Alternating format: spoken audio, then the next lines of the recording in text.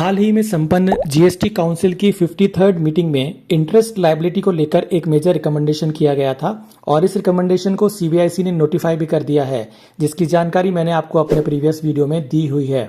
Rule 88B में सब rule 1 के बाद एक न्यू प्रोविजो ऐड किया गया है। इस प्रोविजो में ये प्रोवाइड किया गया है कि किसी भी टैक्स पीरियड की 3B फाइल होने की ड्यू डेट से पहले या ड्यू डेट तक ई कैश लेजर में यदि कोई अमाउंट क्रेडिट हो जाता है, लेकिन उस अमाउंट का ई कैश लेजर से debit after due date of filing 3B होता है, तो उन केसेस में भी इंटरेस्ट कैलकुलेशन के लिए ड्यू डेट तक क्रेडिटेड अमाउंट को कंसिडर नहीं किया जाएगा।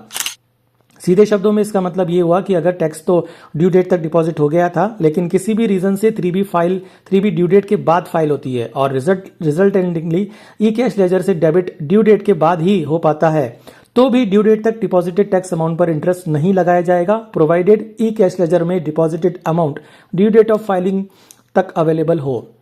जैसा कि आप जानते हैं कि किसी भी टैक्स पीरियड की 3B लेट फाइल होने के केस में यदि ई कैश लेजर के थ्रू टैक्स का पेमेंट हुआ है, तो सब्सिक्वेंट टैक्स पीरियड की 3B में इंटरेस्ट लायबिलिटी 3B में ऑटो रिफ्लेक्ट हो जाती है। अब ऐसे में रूल 88B में किए गए अमेंडमेंट के मद्देनजर ये देखना इंटरेस्टिंग होगा कि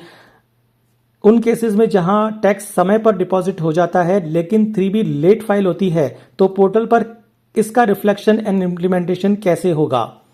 पोर्टल पर इस बारे में सिस्टम में नेसेसरी चेंजेस किए जाने चाहिए ताकि रूल 88B के अकॉर्डिंग इंटरेस्ट कैलकुलेशन उन्हीं केसेस में हो जिनमें टैक्स भी ड्यू डेट के बाद ही जमा करवाया गया है।